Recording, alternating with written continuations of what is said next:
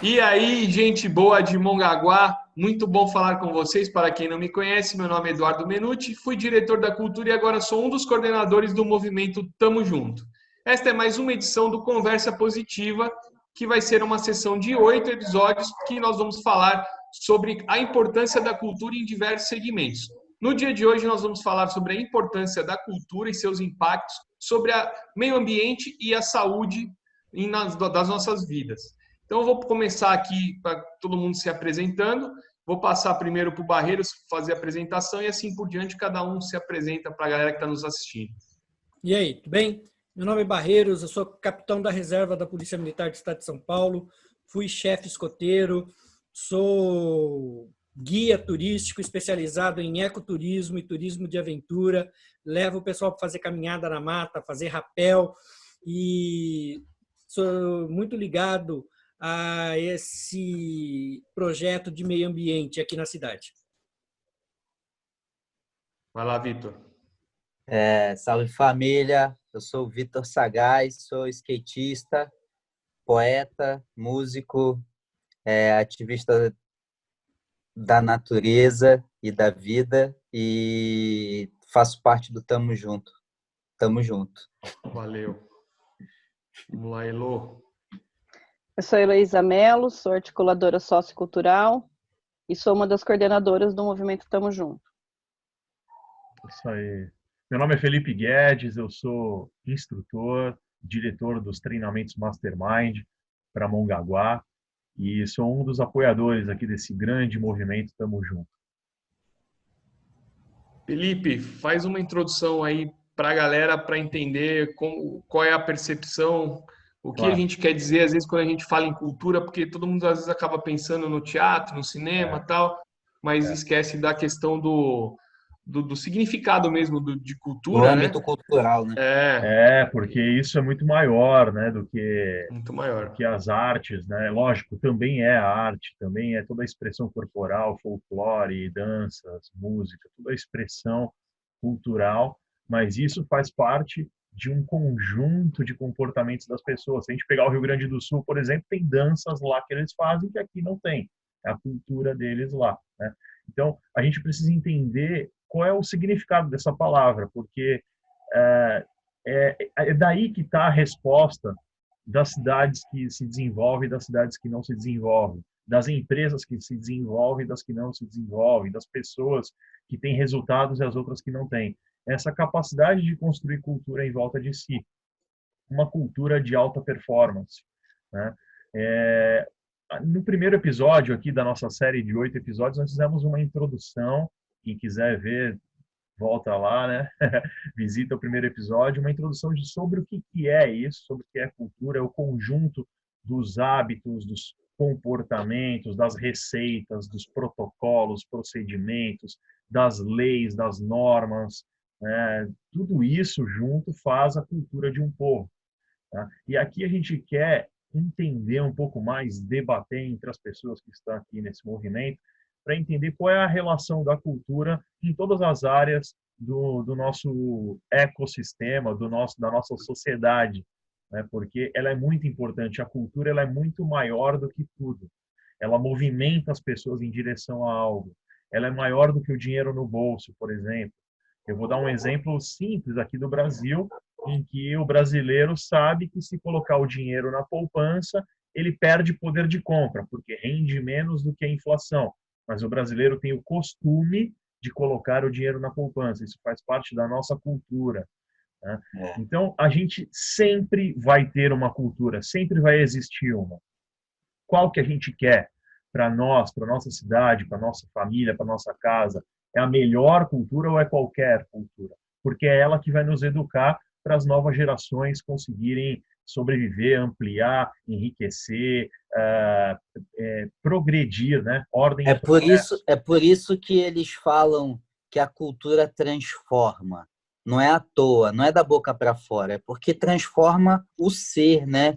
Os seus hábitos, né? Não é só o pintar, não é só o cantar, o escrever, é o fazer no dia a dia, né, professor? Fala para nós. E a transformação é muito diferente da mudança, né? Mudança ela é um movimento superficial. ela é um movimento periférico, é rápido, né?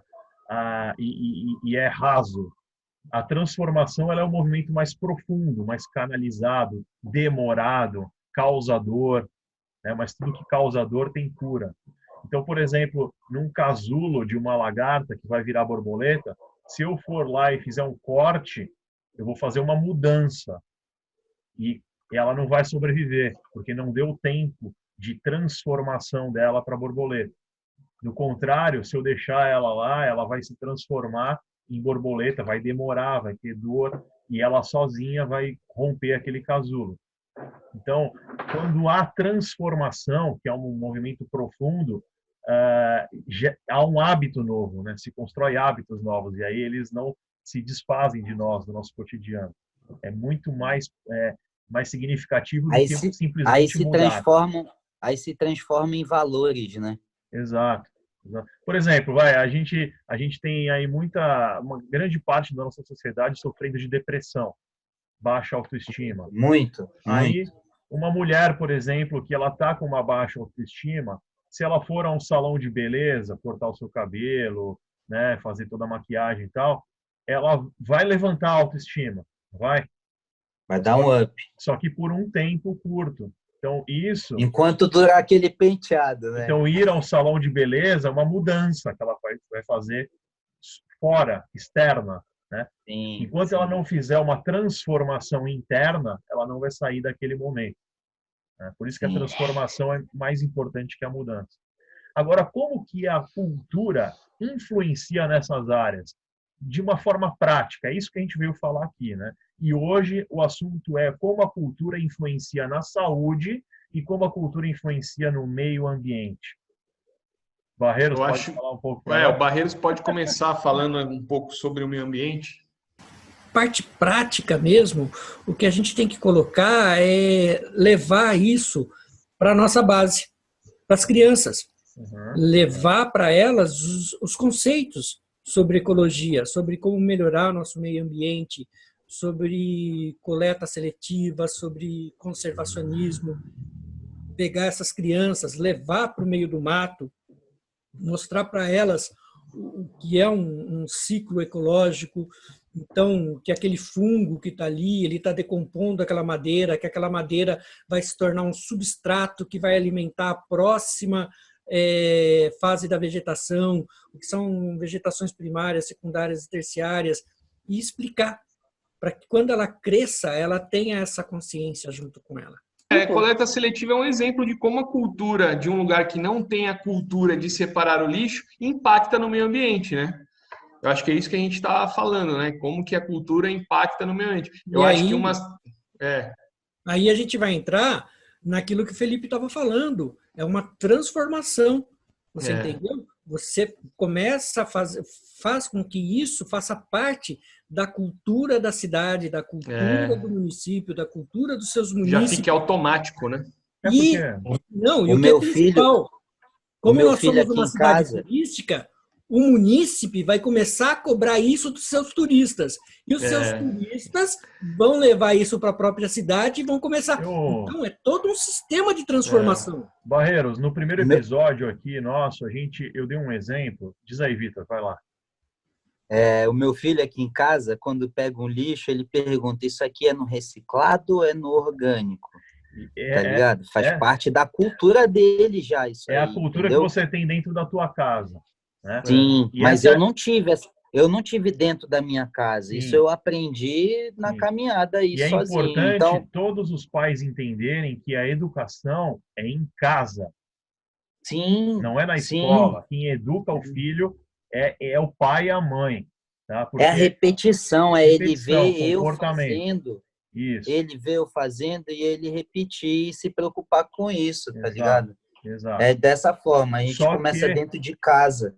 Só que é importantíssimo a gente ter uma conscientização de meio ambiente na escola, uma matéria meio ambiente. Isso porque se a geração já passou, como é que a gente vai implantar? Não, se os pais não tiveram essa... E cada vez nós estamos mais urbanos. A mesma linguagem, né? A gente tem que falar a mesma linguagem. Tipo, a escola, lá na escola dele, tem que também ter o lixo reciclado e o orgânico. Não adianta chegar lá na escola onde supostamente são pessoas que têm uma influência direta também, né, no meu filho, e não terem o mesmo comportamento, a mesma cultura, né? Outra coisa, então, o que a gente tem que pensar é o seguinte: nós temos uma diretoria de meio ambiente. Isso tem que se tornar um programa do município que tenha continuidade, independentemente de quem assuma. Sim, política pública, né? Todos os prefeitos, todos os vereadores, todas as autoridades que entrarem têm que abraçar isso como uma sequência para que não haja solução, que não haja dissolução desse caminho. O que nós queremos? Um projeto de cidade. Qual é a cidade que nós queremos? É isso que a gente tem que traçar a longo prazo, pensando em 30, 50 anos. Tá? Você tem mais algum exemplo de como que a cultura impacta no meio ambiente? O Barreiros estava dizendo sobre o turismo, né?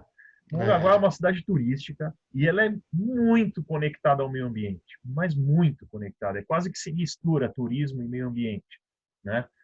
E aí ele falou algo que o turista, quando vier para cá, ele vai ser ensinado a se comportar da maneira, né? Mas talvez ele nem precisa ser ensinado, porque quando a cultura ela é forte, ela altera o inconsciente coletivo das pessoas. Então, o turista posso usar um exemplo de quem é só um pouquinho mais velho? Eu lembro quando o pessoal ainda fumava dentro de ônibus e dentro de trem. De repente veio o metrô e dentro do metrô ninguém fumava. Então, e não tem um lixo no chão do metrô. Pode olhar. Na época, eu via o pessoal fumando no trem, fumando no ônibus, mas quando chegava no metrô ninguém acendia. Por quê? Existia uma cultura lá dentro que disciplinava isso. E essa cultura depois foi se espalhando, é lógico que através de legislação, e acabou que hoje em transporte coletivo ninguém fuma. Não pode. E assim, aí seria a mesma graças coisa. Graças a Deus. E tem uma coisa muito forte aí, muito importante, né? Que ela vai muito além da preservação. É a conduta das pessoas diante das coisas que acontecem na cidade. Se eu deixar uma pessoa que está passando jogar o lixo na rua, se eu ver e não falar nada, eu estou compartilhando daquilo ali, eu sou conivente daquilo ali. Então, se eu estava vendo uma série esses dias, chama Billions, é bem legal, no Netflix. E aí o cara, um dos personagens principais lá, ele é um procurador federal. E ele estava passeando com o cachorro, ele viu o cara deixar o seu cachorro, um outro, né, com o seu cachorro, fazer o cocô na rua, e ele deixar o cocô lá e sair andando. E aí ele chamou o cara: ô senhor, tem que recolher. E ele o senhor estava sem sacola, só que viu que ele tinha a bandeirinha dos Estados Unidos. Ah, você é um daqueles caras chatos, né? Ele sou mesmo, pode recolher. Mas como se eu estou sem sacola, deixa passar, né? Ah, deixa passar hoje. E aí ele falava para o cara assim: não se trata de deixar passar. Porque se eu deixar passar isso, amanhã essa calçada aqui, desculpa a palavra, mas essa calçada vai estar cheia de merda. E amanhã um cara vai entrar na tua casa, vai roubar uma televisão, e aí a gente deixa passar, e vai mexer com a tua esposa e a gente deixa passar. Mas também tanto faz, porque a calçada vai estar cheia de merda mesmo, né? Felipe, é uma conduta, é o que a gente quer para a cidade, você entende? O que a gente quer construir. Entra uma questão até jurídica. O que nós temos, infelizmente, no país, aí entra a cultura também, é uma cultura de que a lei vale para os outros, mas não vale para a gente. A gente cansa de ver isso daí. É a famosa, você sabe com quem você está falando? Pois é isso que a gente tem que mudar. Pois é isso que cada um de nós... Quando eu falo a gente tem que mudar... Só uma contra-argumentação. Tá. Enquanto cidadão, em matéria penal, qualquer um do povo pode, as autoridades e seus agentes devem prender quem se encontra em flagrante delito. Então, se você estiver passando na rua e você vê alguém cometendo algum delito, você pode dar voz de prisão para o cara. Agora, se o cara vai te obedecer ou não, são outros 500. Então, eu penso assim, nós temos que começar, em princípio, inoculando na autoridade, aquele que tem o poder estatal, que está investido do poder estatal, de fazer esse tipo de fiscalização. seja a Guarda Municipal, sejam os fiscais da Prefeitura, seja a Polícia Militar através de um convênio com a Prefeitura. Você entendeu? Enquanto, aí é o que eu falo, enquanto aquele objetivo a ser alcançado, aquela coisa a ser almejada lá na frente, concordo plenamente com você. A minha colocação não é no intuito da gente sair dando voz de prisão em todo mundo. Não é usar a lei, até porque a lei também faz parte da cultura. Uma das maneiras de construir cultura é construir leis, né? E fazer elas darem certo, que no Brasil muitas não dão certo. Infelizmente, no Brasil é isso, né? Então é isso que a gente tem que mudar. E quando eu digo a gente, não somos nós 5, é a sociedade como um todo. Sim. E o que eu disse, então, o que eu quero dizer não é na exigência na conscientização, né? Até porque o cidadão não sabe. Até porque o cidadão não sabe a legislação. Isso é uma das coisas que deve ser ensinada na escola também, legislação, né? Então, mas acho que para além do jurídico ou do legal, acho que o nosso mote aqui que é falar sobre a cultura, quer dizer, o cultivo de hábitos que se torna cultura, marca local, né? Marca do indivíduo ou de um povo. Aí seria, nesse aspecto, seria fazer o certo porque é certo e não porque é regra de lei. E exigir que todos façam o certo. Sim, porque quando é como o uso da máscara agora, algo tão atual, né? Eu de máscara protejo a mim e aos outros. E eu sou o outro, e o outro é o outro do outro e do outro. Então, se todos usar, todos estamos protegendo a si próprio e ao coletivo, né? O conjunto da sociedade toda ali. Claro. E se a gente tolera que um ou outro não faça, ou faça de maneira que não vai ser a maneira compactuada, ou pactuada, ou adequada, logo o outro vê e fala, mas ele também está. E aí você tem tanto a cultura do exemplo para o positivo quanto para o negativo, né? A questão do cocô do cachorro, né? Da caca do cachorro, isso é um problema de cultura aqui dessa cidade, né? Eu me mudei não faz muito tempo para cá e passeando com a minha filha, assim, aqui na Orla, e moro numa região central, e a minha filha fez esse comentário, falou, nossa, aqui tem muito, né? Muito. E até já conversamos sobre isso, da importância de contribuir para que haja essa cultura de responsabilidade sobre o que é deixado na rua, assim como porque não é como lá no mato, né? Que a maçã não vai, muito pelo contrário, ela vai ser benéfica lá e não vai atrapalhar em nada, né? Aqui, que fica no concreto, no cimento, no pavimento, que ela vai demorar um tempão, vai grudar no sapato, tem toda uma cadeia de coisas desagradáveis que podem acontecer com todos, né? Qualquer pessoa que estiver passando ali. Então, a questão de criar o ambiente em que todos se beneficiem. Acho que essa é a coisa principal da formação de hábitos que vai tornar cultura, né? De hábitos que vai se tornar cultura. Sim, e aí é onde eu falo que entra o poder estatal, porque nós temos uma Secretaria de Meio Ambiente que pode fazer um programa massivo de propaganda de conscientização. Nós temos uma guarda municipal, nós temos que poderia ter uma parte, uma área destinada ao meio ambiente. A guarda ambiental, né? Sim, justamente para fiscalizar, orientar e conscientizar nesse aspecto. Você entende? Só que assim, todos os cidadãos de bem têm que ser os fiscais. Nós temos que criar essa conscientização do que é certo, do que é errado. Porque se eu deixo para lá isso, daqui a pouco eu deixo para lá outra coisa, daqui a pouco eu deixo para lá uma compra de voto, daqui a pouco eu deixo para lá outra coisinha, e aí eu passo a reclamar que Mongaguá é assim mesmo. Mongaguá não dá certo. Mas isso aqui é assim mesmo. E como eu ouço muito, né? Mas Mongaguá não vai funcionar isso. Como não vai funcionar?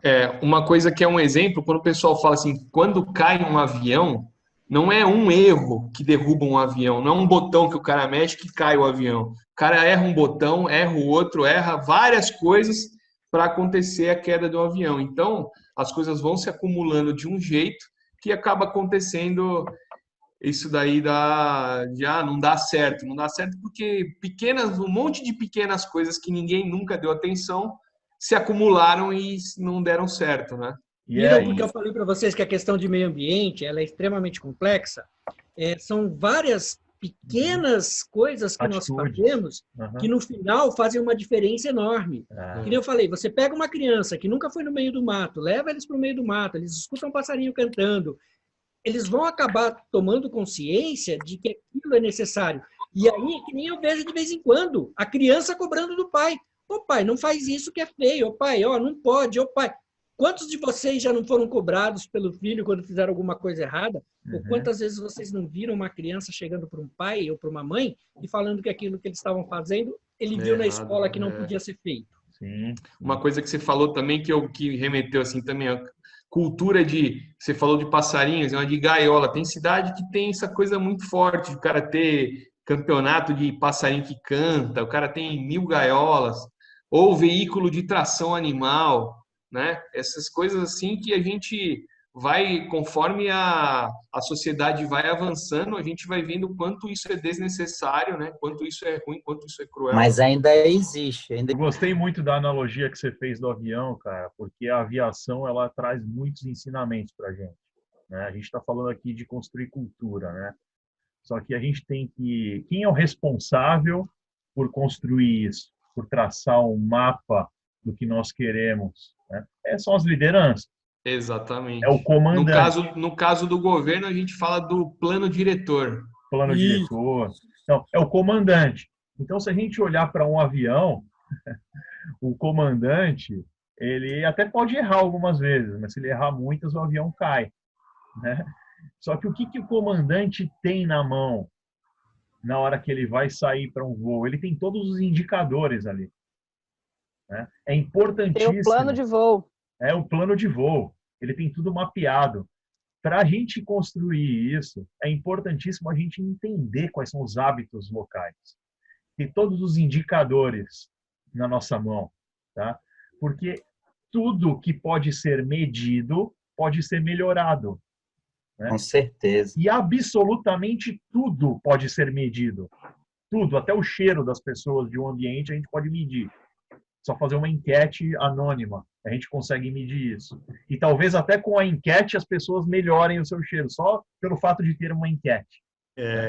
Então, esse tipo de coisa, esse tipo de solução é justamente o que a gente quer na gestão pública, né? A gente quer que o gestor pense de uma forma a longo prazo, de uma forma um projeto de cidade, né? Porque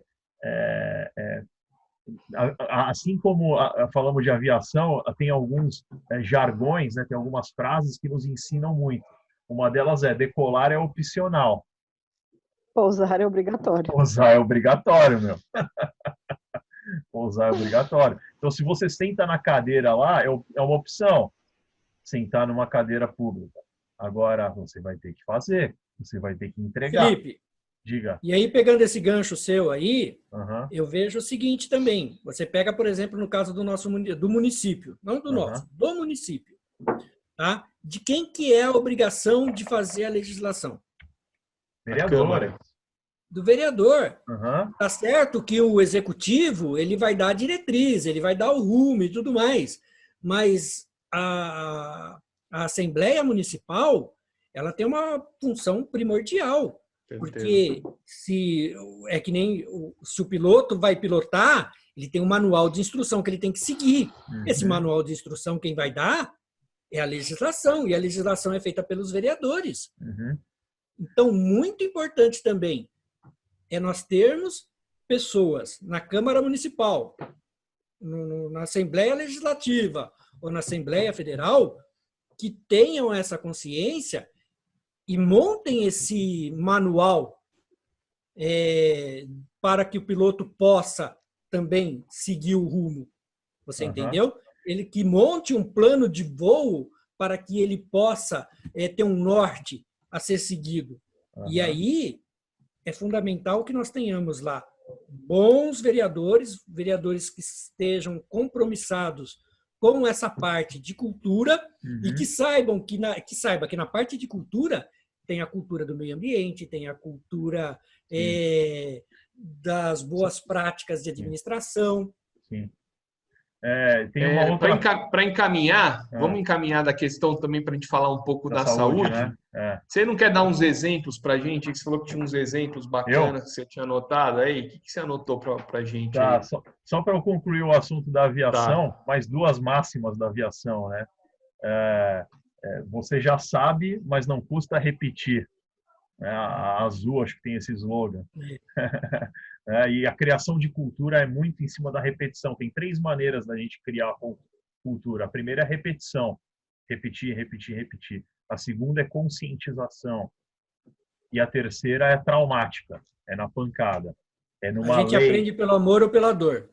Isso, exatamente. E aí tem uma terceira máxima que a aviação nos ensina, que é em caso de turbulência, as máscaras vão cair. Certeza. Sem dúvida. A Elô falou aí da cultura das máscaras, né? E isso já entra aí nesse papo da saúde, que é congruente com o meio ambiente, né? Uma coisa que se mistura. Então, se a gente olhar para a pandemia, como que a cultura pode influenciar na saúde das pessoas? Se a gente olhar para a pandemia que nós vivemos hoje, e a gente olhar para o país do Japão, por exemplo, que é uma ilha, né, pequenininha, por que o Japão foi pouco atingido pelo Covid-19? Uma das explicações é que lá eles já têm a cultura de usar máscaras quando estão resfriados, para não passar o resfriado para outra pessoa.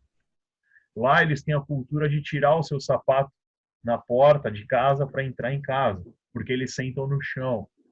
Então, a cultura deles, a maneira como eles se comportam, fez com que... Eles não se cumprimentam com toque. Eles não se cumprimentam com toque. Eles se cumprimentam com reverência, simplesmente. Não se cumprimentam com toque. Então, olha só a importância dos nossos hábitos, dos nossos comportamentos. Fez com que o Covid-19 não atingisse muito eles, com que eles tivessem mais saúde nesse momento delicado. E se a gente olhar para o Brasil... Deixa eu fazer um apontamento aí. Aí, mantendo ali na Ásia ainda, mas pulando para a Coreia, que também foi bem pouco afetado. Na Coreia, que a gente pode destacar aí da cultura, é a cultura de não desacreditar a ciência. Né? Que nós estamos passando por isso de uma maneira muito provável, o futuro vai registrar isso na história, de que não passamos bem por isso, por conta de ficarmos refutando a ciência, refutando o que já é conhecido, né? Então, lá na cultura da Coreia, eles têm a fé na ciência, né? Assim, já está provado, já está sabido, é assim que faz. Diz que tem que ficar longe porque o vírus não pula de um para o outro, então a gente fica longe, tem que ficar em casa, sair o mínimo possível. Quer dizer, a cultura da obediência à autoridade também é algo importante e também muito típico dessa região da Ásia, né? Sim, e uma coisa típica nossa, brasileira, é acreditar nas superstições, né? O remedinho caseiro, a erva não sei o quê e tal. E aí, no último caso, ele vai buscar a ciência. No médico, Vai no médico. Né? Se a gente olhar para o sul do país, foi algo bem parecido com o Japão, porque lá também eles têm uma cultura bem diferente. Né? Se a gente olhar para a Europa, por exemplo, questão de saúde, eles já têm uma questão de tomar menos banho, né? Por conta do inverno. Né? E isso atrapalha... Bem menos. Mas aí, justamente por causa disso, eles também têm uma vantagem. Para eles, a quarentena, ficar em quarentena é muito menos complicado, porque eles têm longos meses de frio, onde necessariamente eles ficam dentro de casa e só saem em último caso também.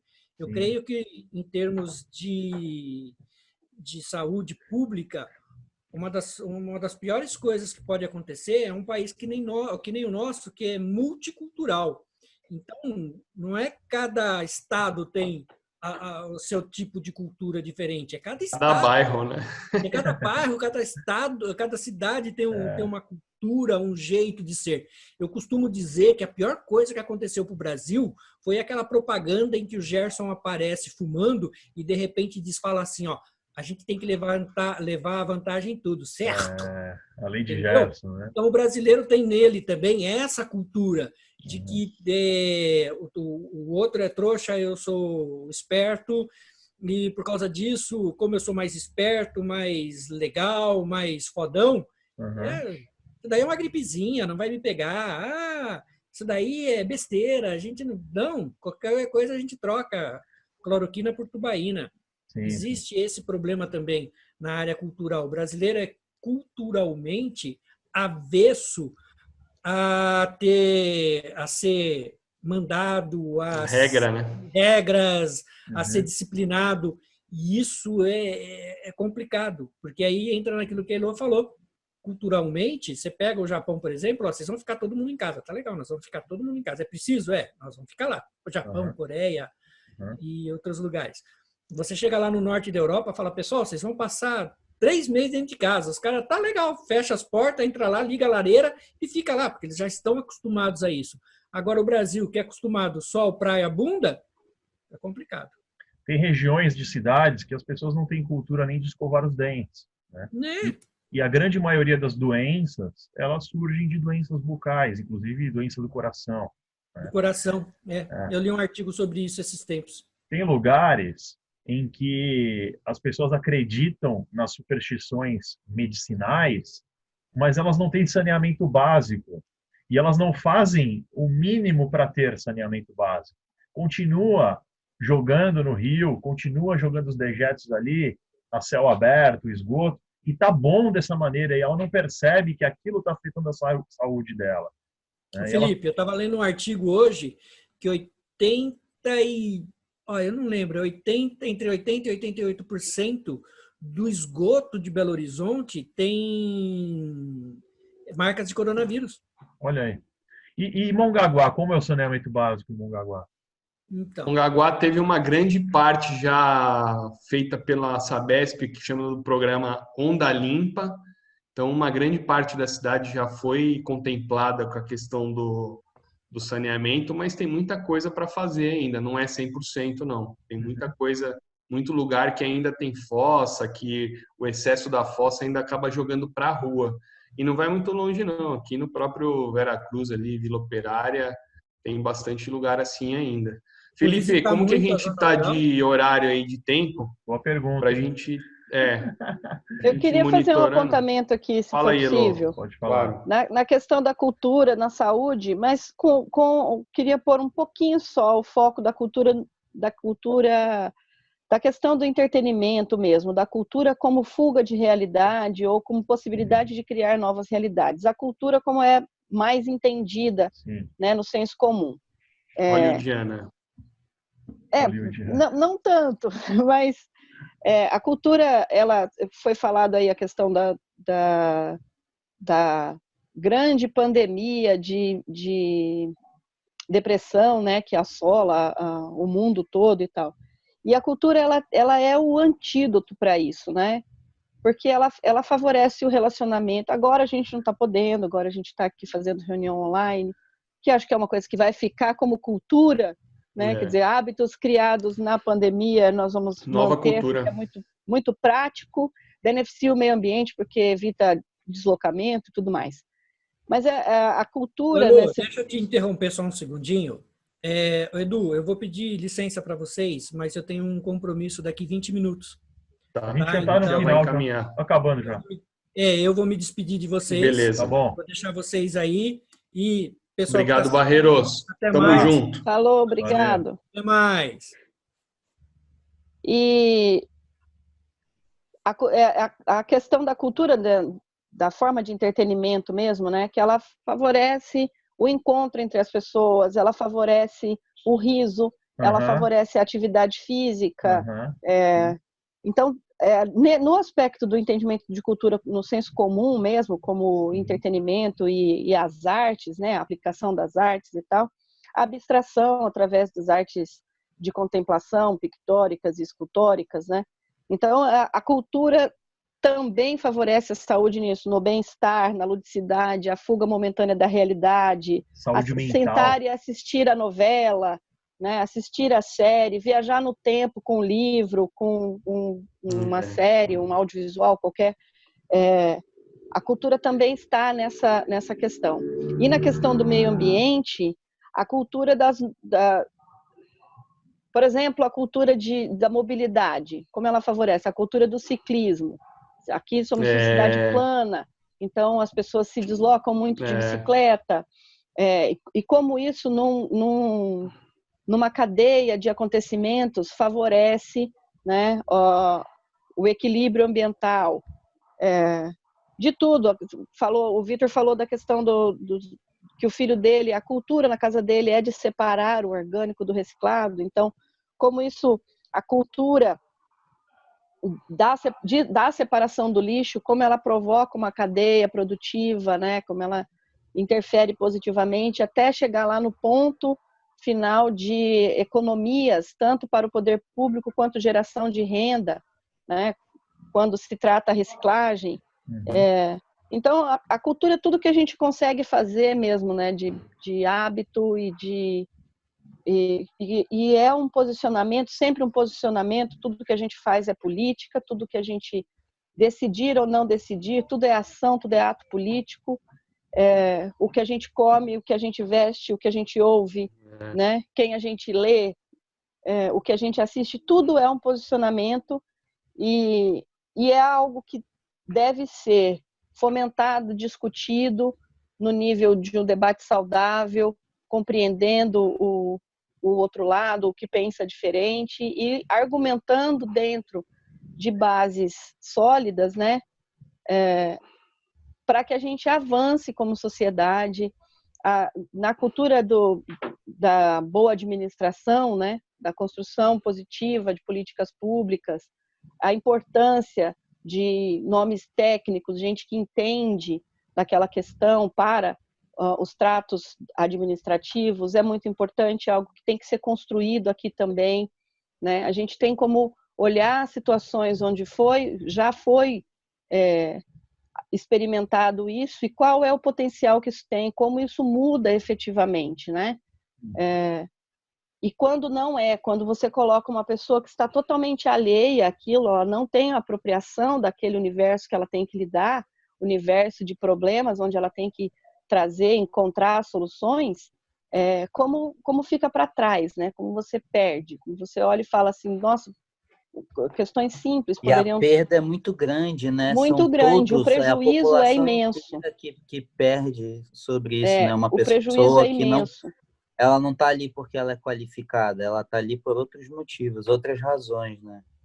E a importância dessa qualificação, né? De estar apropriado do entendimento daquilo que você vai ter que dar conta, daquilo que você vai ter que propor.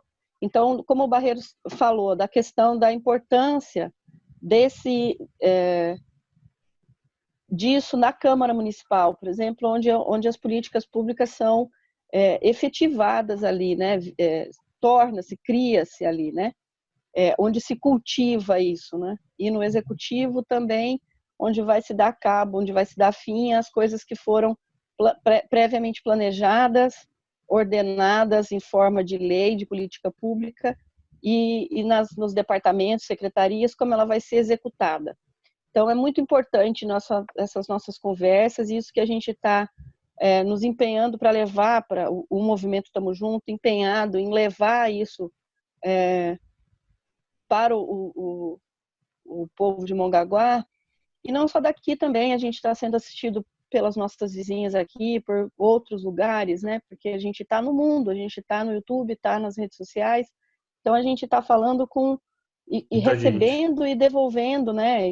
E é uma troca muito grande, mas é um movimento que está crescendo, um movimento que as pessoas estão aceitando muito bem, as pessoas já reconhecem como um protagonista nessas questões, do bom uso, né, de trazer uma agenda positiva, de trazer diálogo, de trazer um lugar de fomos pesquisar, nos debruçamos a entender antes de vir falar, né, buscamos pessoas que estão à nossa frente, né, para ter espelho, para ter orientação aqui, né, e é isso que fico muito feliz de fazer parte desse movimento.